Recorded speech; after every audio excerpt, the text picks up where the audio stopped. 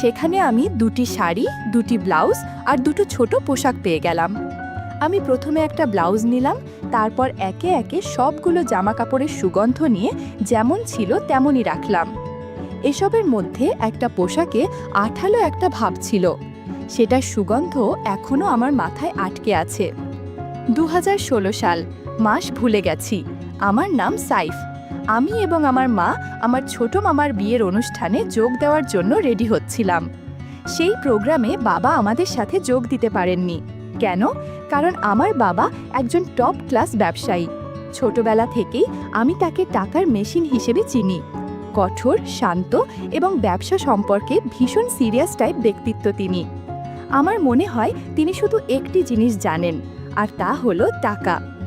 এই যে তিনি আমার ছোট মামার বিয়ের অনুষ্ঠানের মতো গুরুত্বপূর্ণ একটা প্রোগ্রামে যোগ দিতে পারেননি, এখানেও তার ব্যবসায়িক ব্যস্ততাই কারণ। যাই হোক, আর কোনো উপায় না পেয়ে আমরা মা ছেলে আমাদের পরিবারের হয়ে প্রোগ্রামে যাওয়ার সিদ্ধান্ত নিলাম। আমরা বরপক্ষ, আর মা তো বোন, তাই অনুষ্ঠানে না এলে খারাপ দেখাই কি আর করা। আমার নানির বাড়ি আমাদের বাসা থেকে একটু দূরে। আমরা প্রোগ্রামের 2 দিন আগে সেখানে যেতে চেয়েছিলাম, কিন্তু শেষ পর্যন্ত আমরা তা করতে পারলাম না আমার পরীক্ষার কারণে। তাই আমাদের সরাসরি যাত্রা করতে হলো হলুদের দিন। মনে আমরা যেদিন যাব সেদিনই হলুদ। আমরা সেখানে পৌঁছালাম বিকেল 3টায়। আমার বড় মামা এবং তার স্ত্রী, আমার অন্য খালারা সবাই আমাদের দেখে খুব খুশি হলো। আদর আপ্যায়ন চলল। আমি এদিকে আমার কাজিনদের সাথে কথা বলতে ব্যস্ত হয়ে পড়লাম, আর অন্যদিকে মা অন্যান্য আত্মীয়দের সাথে কথা বলতে। অনুষ্ঠান শুরু হবে সন্ধ্যা 7:30। সাধারণত আমরা সবাই জানি যে হলুদ প্রোগ্রাম সন্ধ্যার পরে শুরু করার কথা বলা হয়, তবে শেষ পর্যন্ত এটি রাত 8টার পরে শুরু হয় এবং রাত 1টা পর্যন্ত চলে। কোথাও কোথাও তো তা মধ্যরাত পর্যন্ত চলতে থাকে। এবারও তাই ঘটেছে। যখন সন্ধ্যা 7টা বাজে, তখন দেখলাম আমার খালা মামিরা রেডি হতে ব্যস্ত হয়ে গেলেন। যেহেতু আমরা ছেলে, তাই রেডি হতে একটু কম সময় লাগে। আমরা ছেলেরা কিন্তু রেডি। আমি আমার ফেসবুক অ্যাকাউন্ট ব্রাউজ করছিলাম এবং মাঝে মাঝে অন্য কাজিনদের সাথে কথা বলছিলাম। ওরা আমার বয়সের কাছাকাছি। আমাদের একটা কমন পরিচয় হলো আমরা সবাই বিশ্ববিদ্যালয়ের ছাত্র। অন্য 3টি রুম ছিল পরিবারের সদস্যের, বিশেষ করে মহিলা সদস্যে পরিপূর্ণ। সবাই রেডি হতে ব্যস্ত। সাধারণত হলুদ প্রোগ্রামের ড্রেস কোড হয় হলুদ শাড়ি, আবার কখনো কখনো লাল বা হলুদ রঙের সংমিশ্রণ সহ কোনো পোশাক বা স্যুট। আমাদের ড্রেস কোড ছিল সাদা পায়জামার সাথে ডিপ পার্পল পাঞ্জাবি এবং মহিলাদের জন্য হলুদ শাড়ি। প্রায় 8:15 বাজে। এখনও তাদের পুরোপুরি রেডি হবার নামগন্ধ না থাকায় আমি বিরক্ত হয়ে যাচ্ছিলাম এবং সিগারেট খাওয়ার প্যারা ফিল করলাম। তাই গোপনে বিড়ি টানতে ছাদে গেলাম। ছাদ থেকে আমি ওই বিল্ডিংটা দেখতে পাচ্ছিলাম যেখানে হলুদ ফাংশন হবে। এই তো নানুদের বাসার 2 বাসা পরেই। ধূমপান করতে করতে নিজের ভাবনার ভিতর হারিয়ে গেলাম। একটা গোপন কথা বলি, আমার একটা অভ্যাস আছে। এমন একটি অভ্যাস যা আমাকে ফেটিশ হিসেবে বর্ণনা করতে পারে বা অন্যভাবে দেখলে আমাকে পারভার্ট হিসেবে বর্ণনা করতে পারে। সেটা হলো, আমি কখনোই কোনো ফাংশন মিস করি না, বিশেষ করে যদি সেটা বিয়ের অনুষ্ঠান হয়। নতুন মেয়েদের সাথে নতুন অভিজ্ঞতা বা কখনো কখনো চান্সের ডান্স মারা, এগুলো বিয়ের প্রোগ্রামে বেশি হয়। কিন্তু এছাড়াও যে ব্যাপারটা আমাকে আনন্দিত করে তোলে তা হলো বারান্দাগুলোতে ঢু মারা বা ঘরের কোণে যেখানে ওয়াশিং মেশিন রাখা সেখানটায় ঘুরে ফেরা করা। আর এই কাজটা আমি অবশ্যই গভীর মধ্যরাতে করি, যখন সবাই প্রোগ্রামের ধকল শেষে আরাম করে ঘুমাচ্ছে। ভাবছেন কেন? আমি বলে দিচ্ছি।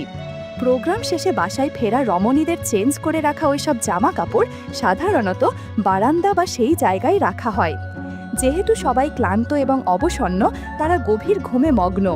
এই ফাঁকে আমি নিজেকে কিছু মন মাতানো মুহূর্ত উপহার দিতে পারি।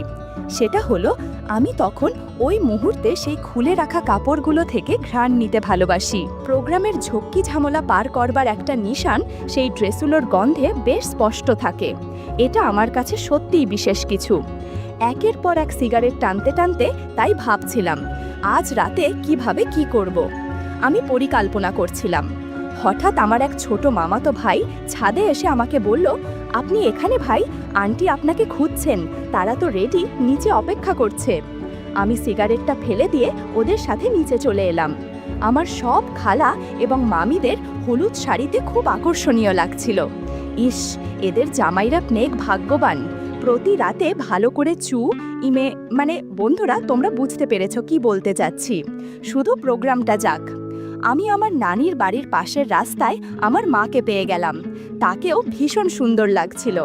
আমরা সবাই মিলে সেই বিল্ডিংয়ের জন্য যাত্রা শুরু করলাম, যেখানে হলুদ হবে। এখন রাত 12:30 বাজে। আমরা সবাই বাড়িতে ফিরে এলাম। সবাই ক্লান্ত। ঘুমানোর ব্যবস্থা আগেই করা হয়েছিল। আমি আমার এক খালাতো ভাইয়ের সাথে ড্রয়িং রুমে ঘুমাবো। সেই ভাইয়ের বয়স 15। সে সবেমাত্র এসএসসি শেষ করেছে। ক্লান্ত সবাই, ঘুমের জন্য ব্যাপক অধৈর্য ছিল। আর এদিকে আমি ক্লান্ত থাকার অভিনয় করছিলাম। কিন্তু সত্যি বলছি, আমি মোটেও ক্লান্ত ছিলাম না। আমি হয়তো আমার মধ্যরাতের ওসব দুঃসাহসিক কাজের জন্য আমার সমস্ত শক্তি সঞ্চয় করে রেখে দিলাম। রাত 1:30টার পরে সবাই ঘুমের জন্য নিজ নিজ রুমে ফিরে গেল। আমিও বুঝলাম আমার সময় শুরু। কিন্তু আমি তো এখনই উঠে যেতে পারি না। আমাকে অপেক্ষায় আরও কিছুটা সময় ব্যয় করতে হবে, যাতে তাদের সবার ঘুম আরও গভীর হয়। আমার ছোট কাজিন ভাই নাক ডাকছিল। বুঝলাম গভীর ঘুমে অচেতন। ঠিক যখন রাত 2টা, আমি চুপচাপ বিছানা থেকে উঠে গোপনে ডাইনিং রুমে চলে গেলাম। সেই ঘরে কন্যার দিকটাতেই আছে ওয়াশিং মেশিন। আমি সেখানে গেলাম, বাট মন খারাপ হলো। কিছু পাঞ্জাবি আর বড় মামার পায়জামা ছাড়া কিছুই পেলাম না। আমি এই ভয়টাই পাচ্ছিলাম। দুই দিকে 2টি কমন বারান্দা ছিল। 2টি রুম থেকে 2টি ভিন্ন দরজা থেকে সেখানে যে কেউ প্রবেশ করতে পারে। আমি আমার লাইটার এবং সিগারেটের প্যাকেট নিলাম, যাতে কেউ যদি হঠাৎ করে সেখানে আসে, সে ভাববে আমি ধূমপান করতে এসেছি। আমি এক দরজা ব্যবহার করে বারান্দায় এলাম, আর অন্য দরজাটি আমার চাচাতো ভাই যে ঘরে ঘুমাচ্ছে সেখান থেকে। আমি পুরোপুরি খুশি ছিলাম। বারান্দাটা আমাকে অন্তত হতাশ করেনি। অন্ধকারেও অদূরেই আমি তারে কিছু হলুদ কাপড় দেখতে পাচ্ছিলাম। আমি সময় নষ্ট না করে চুপচাপ সেখানে চলে গেলাম। সেখানে আমি 2টি শাড়ি, 2টি ব্লাউজ আর 2টো ছোট পোশাক পেয়ে গেলাম। আমার চোখ রোমাঞ্চে চিকচিক করছিল। আমি প্রথমে একটা ব্লাউজ নিলাম। আমি সহজেই বুঝতে পেরে গেলাম যে এটি এমন একজনের ছিল যে কিছুটা চিকন। আমি একে একে সবগুলো জামাকাপড়ের সুগন্ধ নিয়ে যেমন ছিল তেমনই রাখলাম। বন্ধুরা, ইউটিউবের নিয়মের কারণে বিস্তারিতভাবে বলতে পারলাম না কিসের কিসের সুগন্ধ নিয়েছি। তোমরা যদি বিস্তারিতভাবে জানতে চাও, তাহলে কমেন্টে দেয়া ওয়েবসাইট থেকে একদম খোলামেলা গল্প শুনতে পারো। গল্পে ফিরে আসা যাক। সব কিছুর সুগন্ধ নিয়ে আমি বেডে ফিরে এসে খুব শান্তির একটা ঘুম দিলাম। সকালে ঘুম থেকে উঠলাম। পাশের রুমে মামিমা আর খালা কথা বলছিল। সারা রাতের রোম্যান্টিকতা শেষ হয়ে গেল শুধু একটা কথা দিয়ে। তারা বুয়াকে দিয়ে আগের দিনের কাপড় চোপড় ধোয়া নিয়ে কি যেন আলাপ আলোচনা করছিল। খানিক বাদেই যা শুনলাম, অন্তরাত্মা কেঁপে উঠল আমার। অতঃপর অবশেষে আমি খুঁজে পেলাম সেই ছোট পোশাকের মালিককে, যার পোশাকে বেশি সুগন্ধ ছিল। সে আর কেই নয়, আমার মা। আমি বাকরুদ্ধ হয়ে গেলাম এবং মনের ভিতর কেমন ফাঁকা হয়ে গেল। কি করলাম এটা আমি নিজের ওপর কিভাবে প্রতিক্রিয়া দেখাবো বুঝতে পারছিলাম না। কি করি এখন? দুপুর 2টো। আমি গত রাতে যা করেছি তা ভেবেই সারা সকাল কাটিয়ে দিয়েছি। কোনো বিষয় গভীরভাবে চিন্তা করলে ভালো একটা ব্যাপার ঘটে। ক্রমাগত চিন্তা করবার দরুন আপনি বেশ কিছু পয়েন্ট দেখতে পাবেন, যা প্রথমবারের চিন্তায় চোখে ধরাই পড়েনি। আমার সাথেও একই ব্যাপার ঘটল। আমার মনেও একের পর এক বিভিন্ন ধরনের ধারণা এবং অবাস্তবিক চিন্তা জড়ো হচ্ছিল। যতবারই ভাবছি ততবারই যেন সেই সুঘ্রাণ নাকে বাজছিল, আর একই সাথে যেন সেই স্বাদটা বারবার টের পাচ্ছিলাম। কি চমৎকার রকমের সেই স্বাদ! গতরাতে কি করে বসেছিলাম আমি, সেই ব্যাপারে ভাবতে গিয়ে তন্ময় হয়ে অন্য চিন্তা ভাবনায় যেন আমি হারিয়ে গেলাম। বন্ধুরা, আমার মায়ের পরিচয় দেয়া যাক।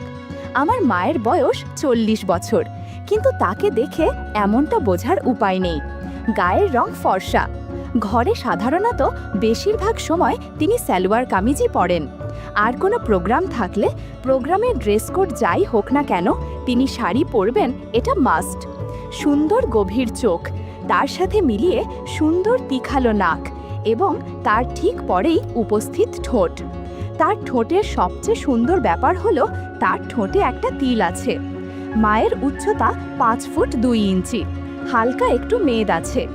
বাবা সাংঘাতিক ব্যস্ত রকমের বিজনেসম্যান হওয়ায় হয়তোবা মাকে বেশি সময় দিতে পারে না, সুতরাং বয়স 40-এর কোঠায় চলে গেলেও এখনও যুবতী মনে হয়।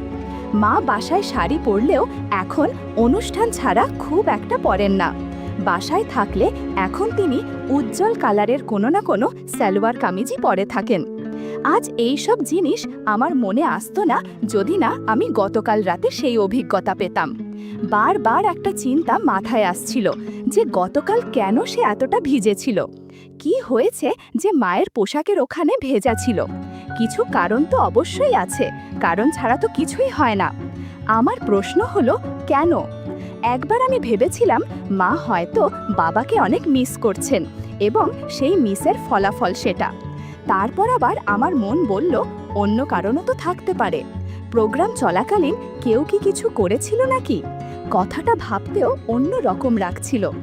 আমাকে খুব দ্রুত পরিকল্পনা করতে হবে। কিভাবে আমি এই রহস্যের সমাধান করব সেটা ভাবতেই হবে, এবং তার জন্য আজকের রাতেও একটা অ্যাডভেঞ্চার আবশ্যক। আজ আমার মামার বিয়ের দিন। আজ আরও একটি ফাংশন হবে। মা এবং অন্যান্যরাও আজ রেডি হবে, নতুন কোনো সাজে নিজেদের তুলে ধরবেন। আমাকে আজ রাতেও তার ছোট পোশাক চেক করতে হবে। পেতেও তো পারি আরও কোনো বিষয়। রাত 8:30 বাজে। আমরা কমিউনিটি সেন্টারে আছি। প্রোগ্রামে আমি কোনো সুন্দরী মেয়ে বা মহিলা দেখলাম না, বা হয়তো অনেক সুন্দরী রমণী ছিল আশেপাশে, কিন্তু আমার মন যে অস্থির হয়েছিল আমার মায়ের ভাবনায় আর রাতের সেই রহস্যের উদ্ঘাটন নিয়ে। আজকে মাকে যেন নতুন রূপে দেখছিলাম। আগে কোটবাড়ি না দেখেছি, কিন্তু আজকের দেখা পর্যবেক্ষণ বেশ ভিন্ন। মা আজ শাড়ি পরেছে, পরনে একটা গর্জিয়াস নীল রঙের কাতান শাড়ি, তার সাথে ম্যাচিং করা ব্লাউজ। ঠোঁটে দিয়েছে লাল করে পুরো লিপস্টিক। শুধু তাই নয়, ঠোঁট জোড়া দেখলে মনে হবে ওপরে হয়তো হালকা গ্লসি দিয়েছে। মাকে দেখে আমার চোখ সরছিলই না একদম। ঠিক যেন হাউকাউ করা এক গাদা মানুষের ভিড়ে ফুটন্ত কোনো নীল গোলাপ, যেন অপসরী কেউ নেমে এসেছে মর্তের বুকে। মঞ্চে আমাদের সামনে আমার মামা ও তার নববিবাহিত স্ত্রী বসেছিল।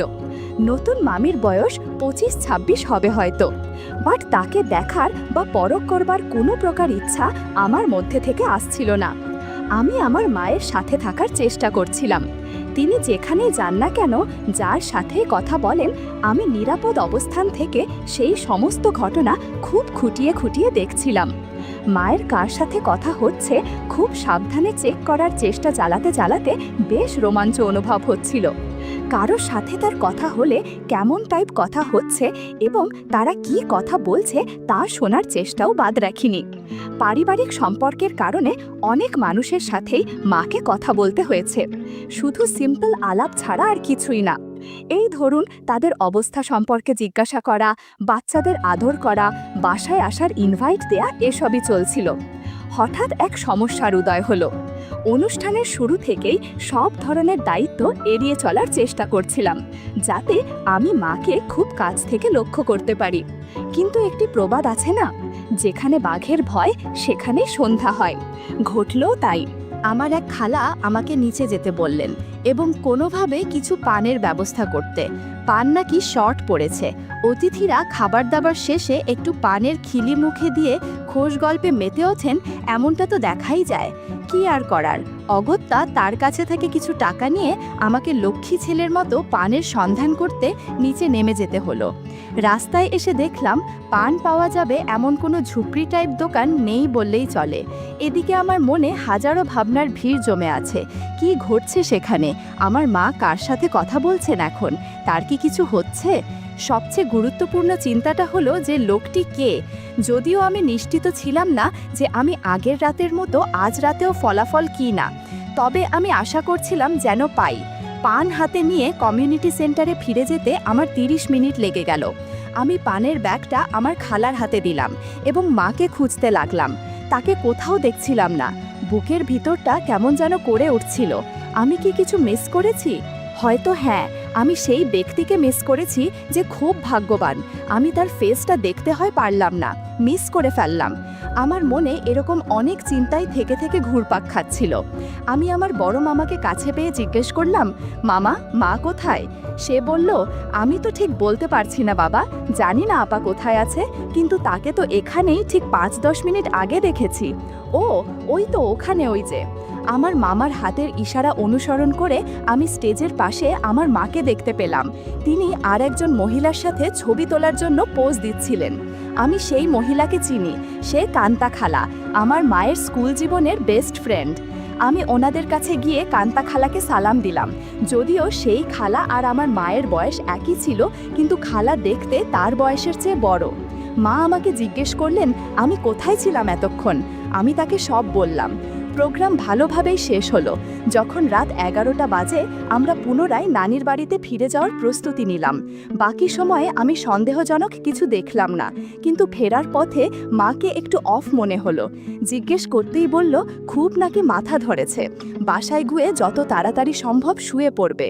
আমি মনে মনে খুশি হলাম, মনে মনে বললাম, হ্যাঁ তুমি ঘুমাও, তুমি ডিপ একটা ঘুম দিলেই তো আমার কাজে সুবিধা হবে। রাতের বেলার চেকিং অ্যাডভেঞ্চারের কথা মনে হতেই ভিতরে ভিতরে আনন্দ হচ্ছিল। রাত বাজে 2:30, সবাই অত্যন্ত টায়ার্ড, সুতরাং যে যেখানে জায়গা পেয়েছে সেখানে পড়ে পড়ে ঘুম। গভীর ঘুমের তলানিতে হারিয়ে গেছে এখন তারা। পুরো বাড়িটা নিস্তব্ধ, একমাত্র জেগে আছি আমি। এক হাতে সিগারেট, অন্য হাতে ছোট পোশাকটা ধরে আছি। আজ মা পুরো সময় ধরে পড়া ছিল শাড়ির নিচে, শুধুমাত্র কালারটা গতদিনের তুলনায় ভিন্ন, বাকি সব কিছুই সেম। একটা জিনিস খেয়াল করেছি, মা মাত্র 3.5 অথবা 4 ঘন্টার মতোই এটা পড়ছে প্রোগ্রামের জন্যে, কিন্তু এই অল্প সময়ের মধ্যে এটাই কি যে এক মারাত্মক ঘ্রাণ। আজও এটাই ভেজা ভাবটা পেয়েছি। এর মানে হলো প্রোগ্রামে আমি যখন নিচে পান আনতে গিয়েছিলাম ওই সময়ই কিছু না কিছু ঘটেছে। মনে মনে খালাকে বকতে লাগলাম, না এভাবে হবে না, অন্য কিছু অবলম্বন করতে হবে। কিন্তু কি করা যায়? কিছুটা ভাবতেই মাথায় একটা বুদ্ধি এলো, আর তাতেই আমার চোখ চকচক করছিল। আজকের দুপুরের দিকে বড় মামিকে এমনটা বলতে শুনেছিলাম, আচ্ছা আপা, আপনি ফেসবুক ইউজ করেন না কেন? তাহলে তো অন্তত যখন তখন আপনাকে ফোন দেয়া যায়। আমাদের অলমোস্ট সব আত্মীয়ই কিন্তু ফেসবুকে অ্যাড আছে, আপনাকে আগেও বলেছিলাম, কিন্তু আপনি তো অ্যাকাউন্ট খুললেন না। উত্তরে মাকে বলতে শুনেছিলাম, হ্যাঁ দেখি খুলব অ্যাকাউন্ট একটা। ঠিক করলাম, এবার বাসায় ফিরে মাকে একটা ফেসবুক অ্যাকাউন্ট খুলে দেব। যে আশিক সুপুরুষ এভাবে তাকে কষ্ট দিচ্ছে, সে একবার খবর পেলে নিশ্চয়ই ফেসবুকেও হানা দিবে। তখন আবার দেখা হয়ে যাবে আসলে কে সে, কি দেখেই বা আমার মা তার প্রতি এত টান ফিল করছে। এসব পড়ে মনে হতে পারে আমি খুবই পারভার্ট একজন ছেলে, উল্টোপাল্টা চিন্তা করছি এমনও তো হতে পারে। যা কিছু আমি পেয়েছি এগুলো হয়তো বা বাবাকে মিস করার ফসল, অবশ্য সেটা নাও হতে পারে। যাই হোক, বুদ্ধি একটা জম্পেশ এসেছে, তাকে একটা ফেসবুক অ্যাকাউন্ট খুলে দেব। পাসওয়ার্ডটা যেভাবেই হোক না কেন আমার কাছে নিয়ে রেডি রাখবো, যাতে যখন তখন চুপি চুপি নজরদারি করতে পারি। যেহেতু তিনি এ ব্যাপারে নতুন, তেমন একটা অন্য বিষয় না করবেন না। নানির বাড়ি থেকে ওই মামার বিয়ে খেয়ে আমরা বাসায় ব্যাক করেছি, প্রায় 5 দিন হতে চলল। এই তো কিছুক্ষণ আগে তাকে মমকে ফেসবুক অ্যাকাউন্ট খুলে দিলাম। প্রোফাইল পিক হিসেবে তার হলুদের একটা ছবি দিয়ে দিয়েছি। বড় মামিতে অ্যাড রিকোয়েস্ট পাঠাতেই তিনি একসেপ্ট করলেন এবং ছোট মামার বিয়ের বেশ কিছু ছবি মমকে ট্যাগ করে তিনি ফেসবুকে আপলোড করলেন, যার ফলাফল হিসেবে ওই রাতেই প্রায় 200টি ফ্রেন্ড রিকোয়েস্ট আসে এবং সেখানের প্রত্যেকেই আত্মীয় স্বজন ছিল। বলা বাহুল্য, বিয়ের বৌভাতের অনুষ্ঠানের দিন রাতের বেলা যখন আমি আগের মতো প্যান্টিটা চেক করলাম তখনও একই ফলাফল পেয়েছিলাম। সুতরাং এখন ফেসবুক অ্যাকাউন্ট খোলা শেষ, এবার শুধু অপেক্ষার পালা। আমিও খুব মন দিয়ে অপেক্ষা করতে লেগে গেলাম। রাতের খাওয়া দাওয়া শেষ করে নিজের রুমে এসে যখন বিছানায় গা লাগালাম, ভাবলাম মায়ের আইডিটা লগ ইন করে দেখি কি অবস্থা। মেসেঞ্জারে ঢুকতেই দেখি একজন মধ্যবয়সী লোক মাকে মেসেজ করেছে। মেসেজগুলো পড়ে আমার চোখ ছানা বড়া হয়ে গেল। লোকটার প্রোফাইলে গিয়ে বুঝতে পারলাম সে মায়ের দুলাভাই, অর্থাৎ আমার বড় খালু। খালু যে এভাবে মায়ের সাথে মেসেজ করেছে সে আমি কল্পনাও করতে পারিনি। এমন আমার কাছে সব কিছু স্পষ্ট হয়ে গেছে যে বিয়ে বাড়িতে মায়ের ছোট পোশাক ওভাবে আঠালো হয়ে আছে কেন। যাই হোক, তাদের মেসেজগুলো পড়ে আমার অনেক আনন্দ হচ্ছিল। তাই আমি ফোনটা রেখে আস্তে আস্তে ডাইনিং রুমের দিকে এগোলাম। পানি খেয়ে ওয়াশিং মেশিনের ওখান থেকে ছোট পোশাকটা আবার আনতে গেলাম। বাস্কেটে হাত বাড়িয়ে সেই কাপড়ের দলাতে হাত লাগিয়ে আঁতকে উঠলাম। নতুন একটা পোশাক এসে জমেছে এখানে। কি ব্যাপার? এটা তো ছিল না, এটা কখন আসলো? আমি ঘ্রাণ নিতেই একদম তাজা একটা সুবাস পেলাম। পুরো সময় যেন থেমে গেছে আমার। তার মানে একটু আগে মা উঠে এটা রেখে গিয়েছেন। আমি গর্বে বুক ফুলিয়ে সেটা নিয়ে আমার রুমে হাঁটা দিলাম। সুগন্ধ নিতে নিতে ঘুমিয়ে পড়লাম। মাঝ রাতে কেন জানি আমার ঘুম ভেঙে গেল। ভাবলাম ছোট পোশাকটা বাস্কেটে রেখে আসি। এমন সময় শুনতে পেলাম মায়ের রুম থেকে এক ধরনের অদ্ভুত শব্দ ভেসে আসছে। দরজায় কান পেতে শুনতে পেলাম মা খালুর সাথে ভিডিও কলে কথা বলছে আর কি যেন করছে। আমি বুঝতে পারলাম বাবার সাথে যে সময়গুলো মা কাটায় এখন সেটা ইমোতে মা খালুর সাথে কাটাচ্ছে। তাদের আলাপ শুনে বুঝতে পারলাম এইটার সুযোগ আমাকেও নিতে হবে। বন্ধুরা, ইউটিউবের গল্পগুলো শুনে মজা না পেলে আমার ওয়েবসাইটে দেয়া গল্পগুলো শুনতে পারো। সেখানে প্রতিদিন খোলামেলা গল্প আপলোড করা হয়। কমেন্টে ওয়েবসাইটের লিংক দেয়া আছে।